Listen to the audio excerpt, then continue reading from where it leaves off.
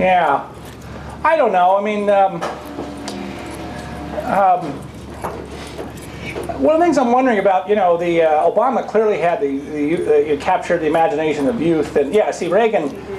Sorry, this reminds me. I quote Daniel Patrick Moynihan in my book. In 1984, Reagan won the young vote by an almost 2-to-1 margin. It was huge, terrified the Democrats. And Pat Moynihan said, when we were younger, we used to complain about the fuddy-duddies. Says, we're the fuddy-duddies now. Well, something like that I might come back in this sense. I mean, Obama won the youth vote, you know, 18 to 28 by 2-to-1 or something like that last year. On the other hand, this is the generation of iPods and iPhones, and you know, people are going to be independent contractors and change careers 3 or 4 times in their life, and you know, all kinds of things. And do they really want a world where it's sort of a one-size-fits-all healthcare and union card check? And some of the other stuff that's coming along, and the huge debt that what does it amount to $4,000 for every man, woman, and child being piled up this year, something just enormous. So I think there's a chance that next time around the youth vote is going to reverse course, or at least a good portion of it. But that's just a hunch based on the bigger dynamics, especially as the people who are 19 and 20, college kids in this last election, will be 23, 24, and in their first job and the next one are going to be going, hey, wait a minute. That's not the hope and change I voted for. Possible, I don't know. Yeah. In the 2008 Republican primary, a lot of the candidates were trying to compare themselves to Reagan. Right. Do you see any of them as being like Reagan? And if not them, who else do you see out there who might come up with this same principle? Well, no, I mean, he really was one of a kind in a certain sense. But I refer to the comments, like I'll say like the British Prime Minister, I refer to the comments I made a few moments ago. But here's the thing to keep in mind, though. I mean, we didn't know Reagan would be Reagan beforehand. One of the things I talk about in the book is there were huge doubts about Reagan, especially among the Republican establishment. If it had been up to the smoke-filled room the way it was in the 1920s, he'd never gotten a nomination. Party bosses would have given it to Bob Dole or the first George Bush or brought Gerald Ford back, which is what a lot of them wanted to do. And you know, it wasn't clear that Reagan was going to be the Reagan until after he got elected. And in fact, his campaign was a little shaky in the fall of 1980. He made some mistakes. Reagan is one of the interesting things about Reagan is he got better the older he got. I mean, he was 70 years old 5 weeks after, less than 3 weeks after he was inaugurated. He turned 70, which is amazing. Even 30 years ago, that was amazing. It's less so now. Now we nominate these 76-year-old guys like Dole and McCain. Anyway, or whatever McCain is, 71. What? Not a good idea. Yeah, I think probably not. So the point is that prospectively, it's very hard to tell. So my guess is that I'll give you an example of somebody I have my eye on right now, who I think it might be a very strong candidate for Republicans, and it's Mitch Daniels of Indiana, who's really kind of a boring guy. No one will ever confuse him with Ronald Reagan for flash and humor and all the rest of that. But he's really smart. He's a governor who's doing extremely well at a time when it's miserable to be a governor. And by the way, after another 3 years of Obama's pyrotechnics, sort of plodding and sturdy might be just really good, not just to Republicans, but to American voters. So, it is, final point, the British always used to say, we'll never have another Churchill, which is surely right. He was one of a kind too. But they did get Margaret Thatcher, who was quite extraordinary in her own right, and who used Churchill as an example, but developed her own style. So you won't see exactly the same thing, but it's worth studying these people closely, because then they help you develop your own style and realize what's possible in politics, I think. So, yeah. Do you think that the Republican Party is in the same state as was when Reagan came into power? Because if I look today in Congress or in the Senate, the Republicans are the same when it comes to spending. Currently, the stimulus bill, they're spending as much as the Democrats. So, are they in the same state as when Reagan came into power? No, not really. Well, there is this problem. The Republican Congress under the most recent President Bush really tarnished the Republican brand. They showed no spending discipline. I mean, Tom DeLay was the Republican whip in the House. He's a very good man. I like him a lot. But you knew we were in deep trouble when he said 3 or 4 years ago when he was still in office, we can't possibly cut the budget anymore. It's already been cut to the bone. That's a sign of someone who's been in Washington too long. See, that's the Stockholm Syndrome in action. You know, that was a really bad moment. And what it means is, right now the Republicans have a problem because their appeal is, oh, trust us to be good now because we really mean it this time. I have to say that Obama has done Republicans a huge favor by being as far left as he is.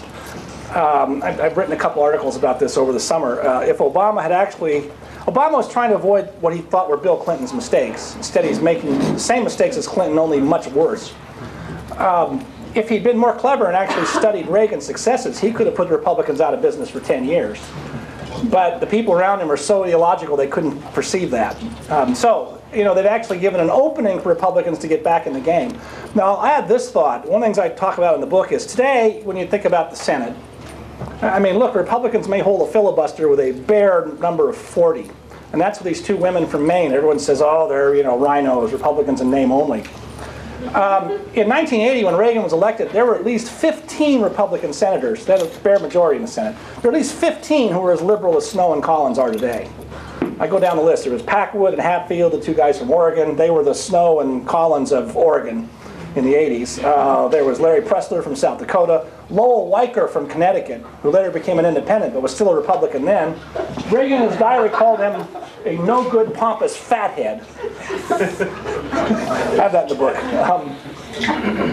Gosh, who are some of the other? Oh, Chuck Percy of Illinois. Reagan campaigned to help that guy save his seat in 1978. And Percy, as chairman of the Senate Foreign Relations Committee, repaid Reagan by blocking a lot of his nominees to the State Department and criticizing him on arms control from the left. So it's actually much worse then than it is now. I mean, there's all the criticisms you make of the Republican Congress the last few years are absolutely right, but this crowd is better than the crowd that was around then. Believe me. So, yeah, let me get him and then I'll... Yeah. My name is Phil. I'm also from Germany. I'm a city councilor for the Conservative Party. And, when we talk about Reagan, for us in Germany, Reagan is big. His ideas, his economic ideas, that's something special for you. And I'm wondering why these ideas start to fall away, to leave the United States. They aren't so big anymore here. I don't understand why the conservatives in this country don't start to remember these ideas, to start to orient these ideas. I mean, it might be a good plan to do that. Yeah. At the moment that the conservatives are not in such a good shape here in the country. And for me, it's so disappointing. Yeah. Reagan and the conservatives in the United States were kind of a big symbol. They were a big orientation for us. And now the situation is so bad here. So I don't understand it. Maybe you can give me a... Well, there's a couple of reasons. One is related reasons. Short memories. And the other one is sort of superficiality. I mean, just about everyone, this fellow back here was asking all the Republican candidates last year trying to measure themselves up to Reagan. But this is very superficial in my mind. They're not sort of thinking seriously, as I say, about the guy's depth of insight and how hard he works studying issues. And also thinking through how you talk about them, sort of reiterate a point I made a few minutes ago. That said, there are some very different circumstances today where, say the Reagan platform of 1980 doesn't quite apply to the specific issues in front of us. This economic crisis is the exact reverse of the one 30 years ago. Then we had high inflation and high unemployment. Now we have low inflation and high unemployment. We had an asset bubble, part of the whole housing mess that's brought down the banks. And it was the other way around. You had an energy disruption then, much less so now. So circumstances are different. And then the other thing is that in one respect, conservatives were partly a victim of their own success on taxes. In 1980, top tax rate on investments was 70%, 7-0. Today, the top tax rate on capital gains is 15%. It will go up to 20% in 2 years when the Bush tax cuts expire. So you can see that the treatment of capital and the effect it has on our capital markets and venture capital has been completely revolutionized, and that success is not going away. Now, we've raised our income tax rates a little bit, but the top rate now is only 36%, I think. And it's going to go maybe back to 39, and that's probably too high, but it's not 70. 50 on earned and 70 on so-called unearned income. And on the low end of the income scale, we're now approaching a point where half of American workers do not pay any federal income tax. I think it's about 48% now, and it's going to go up. Well, this is amazing. I mean, people pay a lot of payroll tax or pensions, Medicare, and Social Security. But it does mean that you had a lot of people out there who, as we say in American English, don't have skin in the game. You know, they're actually not paying for what goes on here in this town. And that's a very bad thing politically. But that was sort of the trade-off for cutting rates at the top end, was to cut the rates so much on the lower end that people wouldn't want the tax rolls completely. So that said, I think Reagan would still be talking about regulation. You know, there was virtually no effort by the Bush administration, the recent one, to advance the cause of reining in regulation. They just went right along with the bureaucracies as though, as I say, the other party was still in charge. And as we were just saying, there was no effort at all to be disciplined about spending. And you know, that was a huge problem. It's very demoralizing. So it's going to take a while to get back in the game. I think it's not going to take as long. I guess the interesting comparison would be Britain, where Tony Blair had the Conservative Party in Britain boxed in for 10 years. Like I was saying, Obama could have done if he'd been clever. And now, finally, the Tories look like they may get back into power in Britain, but it's been a long time. Blair was elected in '97, I think, and his hapless successor is still in power here in 2009 for crippling along. You know, the chances against Obama look quite a bit better because of his own ineptitude, I think. So that's a long, yeah. I gotta ask, Sure. would you compare and contrast the way George W. Bush dealt with Arlen Specter with the way Reagan dealt with Arlen Specter? Well, yeah, I mean, Specter was always making Reagan mad. And Reagan would retaliate by saying, well, I won't raise money for him running for the Senate for re-election. And he must have read my part in the book. And I won't give him any of the judges he wants me to appoint in Pennsylvania. Now, Reagan said that privately. He didn't sort of announce that publicly. I remember it was probably conveyed to Specter that, you know, if you're going to vote against this. Specter was, you know, typical guy. He's got some talent in the ordinary sense as a politician. He was helpful at some other times with Reagan. And that's always a frustrating thing for the president, is a guy you can't count on but occasionally comes through for you. But yeah, I think everybody looks back now and all the money spent on Specter, and then he does this crazy business. Another walking argument for term limits. Let me get this bit and then I'll go over there. This might help answer the fellows' question. Why couldn't Reagan, I haven't studied this specific issue, why couldn't he get rid of the Department of Education at the federal level? Yeah, because there was not even much Republican support for that. You would have had to have Congress vote on a statute, see. And Republicans in the Senate, all those liberals and centrists said, no, we won't go for that. It was dead on arrival. It never would have passed the House either, because remember, Republicans never had a majority in the House. He wanted to abolish the Department of Energy, too. I have a funny story about that, by the way.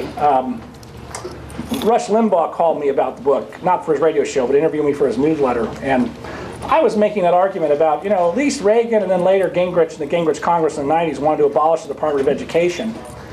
George W. Bush not only gives us No Child Left Behind, which is a mixed bag, and spends more money, but renames the education building for Lyndon Johnson. Not even a Republican, not even for Hoover, I don't know. And I thought the building could have been left unnamed myself. And then Rush says to me, oh, it turns out that's my fault. How so? I said, well, there was a bill in Congress to name a federal courthouse after my grandfather in our hometown of Cape Girardeau, Missouri. And Barbara Boxer made it, was going to put a hold on the bill unless we named the Department of Education building for Lyndon Johnson at the same time. So it's my fault it got named for Lyndon Johnson. So you're kidding, Rush. You know, shame on you. It's pretty funny. What's that? Perfect to name it for Johnson? Absolutely. He brought us the original expansion of federal role in education in 1966, wasn't it? The education, ESEA, yeah, the education secondary. Yes, ma'am. I just wanted to know your opinion about why the Republicans lost the election, and two, what are you going to do to revamp, I think, your image? Which this last election, 2008, you mean? The one that's, right, and the one that's getting ready to happen, because the strategy, I think, is old with the Republican Party. To be honest with you, the tactics that they've used, I think America's tired of. I think if you came back at it at a different light, in a different way, with solutions instead of like attacking the opponent. The people really want to hear what's in it for us. I think they really want to trust the government on both sides. Yeah. I think, what do you think, first of all, your opinion and then Reagan? Yeah. important about Reagan, because he said something pretty much what you just said. You always have to offer solutions as well as your criticism of what's going on. And I think, by the way, you just saw this Bob McDonnell guy do that brilliantly in Virginia, right? I mean, boy, the Washington Post was all over him for his college paper, which maybe reads bizarre to some people, but it just didn't get any traction at all. In fact, the exit poll shows that working women voted in a majority for McDonnell, which is final proof that if you do it like that. So Reagan was always saying you got to. Actually, I got to go back and look up exactly how he put it, but he even talked about how you structure a sentence when you're going to make a criticism and offer an alternative. He says you often offer I think he sometimes said things like you offer the positive first, he'd say. Especially if you're hit with a negative type question from a reporter. Clever and interesting. But the last election is already suggesting the Republican brand was badly tarnished, so that last year was favorable landscape for any Democratic politician. And then, I sometimes, my goofy sense of humor, turned out that McCain-Palin, if you took the sign and you cut out the letters and rearranged them in an anagram, it turned out to be calm in panic. So I actually cut that out and put it up on my lawn, just to mess with my neighbors' heads, and put it on National Review Online. And the truth is, they did panic. It's exactly what McCain did in September, suspending his campaign for a few days. And, he sensed rightly that the nation wanted leadership, and Bush seemed to be sort of tired by that point. And, where people were already, I think by last fall, people already thought Bush was gone in a certain sense. But then he sort of flubbed the whole thing. And it turned what was a close race into a rout. Absent the financial crisis, I think it might have been a very close election. Because again, you have this untested guy, who was vulnerable to attack for being a liberal, and people respect McCain, except he was erratic. That showed him to be really, really erratic. Most conservatives I know were not happy about the choice. The way I put it is, Obama may round us up, conservatives, and put us in a re-education camp, but McCain will drive us insane. So choose, Somebody like Secretary of State Condoleezza Rice was running for president against President Barack Obama. You think you would have had more votes? Well, you might have. I mean, the race vote? I don't think she really wants to be a politician. I mean, she was my wife's. I understand that, but I'm just saying, if you had those two candidates like her, together, I think that would have voted the race thing. Colin Powell would have clobbered him. And still would. But he went on his side. I know. Condoleezza Rice was my wife's advisor at Stanford, a million years ago, and I've only met her a couple times, but I mean, to her credit, to some extent, she doesn't want to be a politician. I don't think she'd be very good at it, actually, if she got in that. But as much as I like her, admire her, and we all do, but somebody like that, sure. I was trying to Barack Obama, and then you got what conservative would have matched him?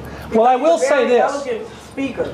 I mean, he's charismatic. He's absolutely. So you need somebody really that's balanced with him. I think we do have some conservatives that could, but I'm not going to take away from President Barack Obama because he's absolutely a great speaker. Oh, absolutely. No, and he's an appealing guy. Absolutely. Yeah. Exactly. This is why. Who would you think a good match would be for the next run? And then I'm done. Well, I mentioned one already, Mitch Daniels, but I'll say that when the General Generic sent somebody said a minute ago is all the folks over here today, I think one of you were saying we're all sort of Southerners. You don't want a Southerner to run against Obama, I think. You want a Northerner. For a variety of reasons, I think. By the way, I think, I'm not going to know what's going to happen in the next 3 years, but I think if it could be right now, I'd say a great ticket would be Mitch Daniels or another governor and General Petraeus as a running mate. And he might be interested. More on the same topic. It seems that one of Reagan's great strengths was the ability to take the initiative away from his opponents on any issue. And I wonder if you could comment further on how he was able to do this so efficiently and so effectively, consistently. Well, one, by the way, this thing that's completely missing from people these days is humor. I mean, Reagan was funny, and and by the way, it came to him naturally. It was, it was in a different book. I tell the story of a press conference in 1982. That's when the deficits exploded, the economy's in the tank, and Sam Donaldson, the human foghorn, as I call him, pulls himself up to his full height and said, "Mr. President, you blame the Democrats for the deficit. Do you take any of the blame for yourself?" And Reagan grins and says, "Well, yes, Sam, actually I do, because after all, for most of my adult life, I was a Democrat too." Swatted the whole thing at that end of question, Or they'd hang them deficit, and they'd say, I don't really worry about the deficit too much. It's big enough to take care of itself. And, you don't have to be a great, Las Vegas quality joke teller to do that. And it just takes a little bit of work. And, these guys could do that if they worked at it a little bit. But, I mean, stump speakers, Reagan was always, it's his entertainment background. You always try to get some humor in there. It's a deft way of criticizing and putting your opponents on the defensive. He always used those one-liners. One of my favorites from the 60s when he was governor, he'd say, a liberal's idea of being tough on crime is to give longer suspended sentences. You don't need to lay out an argument. It's a one-liner that gives you the whole argument in one right there. It makes fun of these guys and tells you about the problem of liberal leniency on crime, right? It's a big issue in the 60s. He thought of most of those himself, by the way. He had a whole bunch. Of course, the 60s would have all the student protests at the campuses, and so he used to like to say during his campaign in 1970, I had a nightmare about all the hippies, in Berkeley and Santa Barbara. He'd say, I had a nightmare last night. I dreamed I owned a laundromat in Berkeley.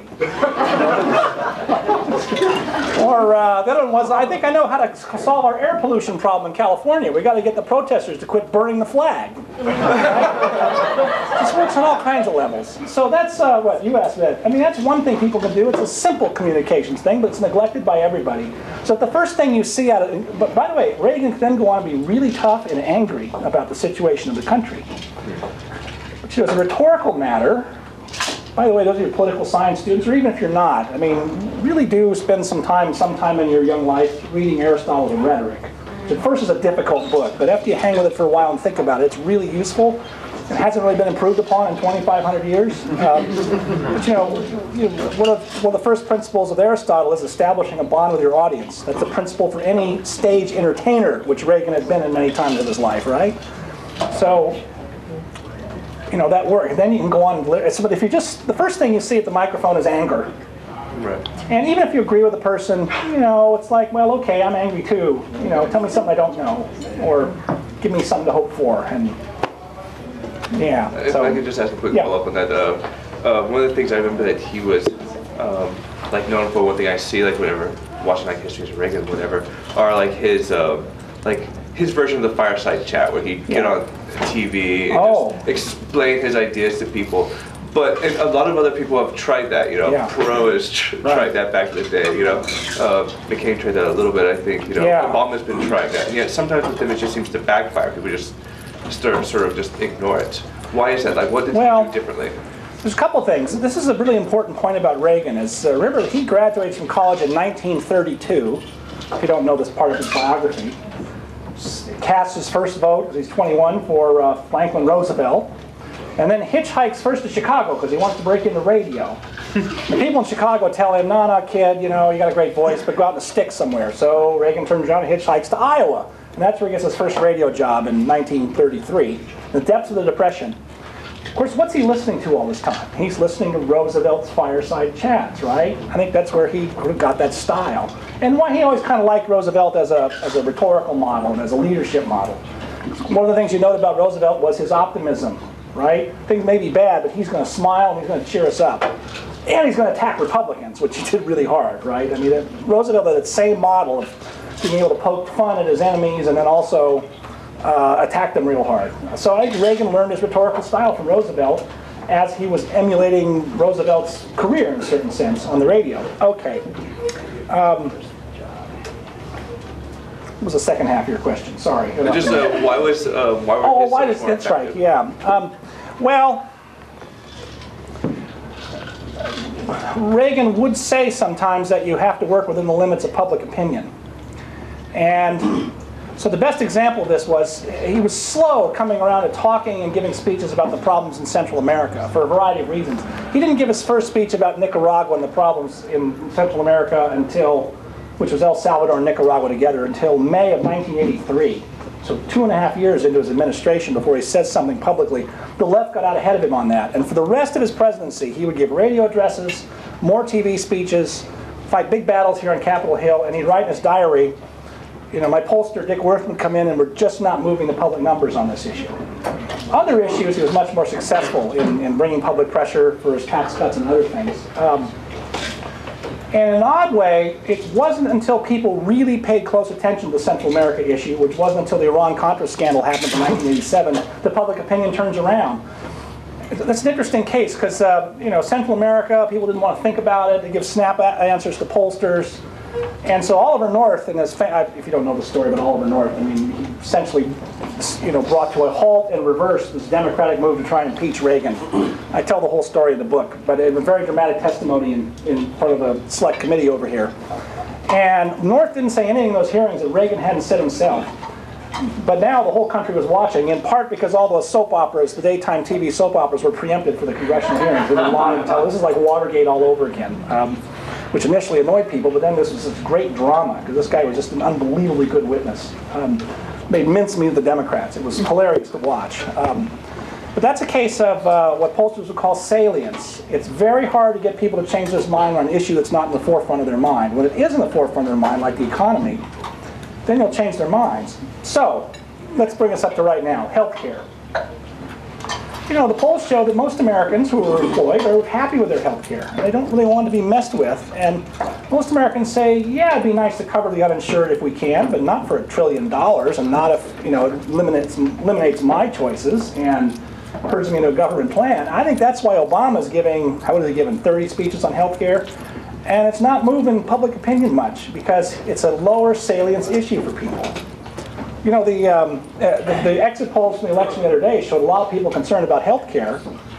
I forget the number, it wasn't huge, but like 20% or something. And most of those voters broke strongly for the Republicans as their way of saying we don't like what's going on in Washington. So there are limits, in other words, there are limits even to as good a speaker as Obama is, and even as good a speaker and communicator as Reagan was. There are limits to changing public opinion on low salience issues or issues where the public is just, you know, on the opposite side of an issue. I mean, so, yeah. Reagan was known for, like, he's remembered strongly for his foreign policy issues. Yeah. So the foreign policy environment has changed dramatically since his time in the fall of the Soviet Empire.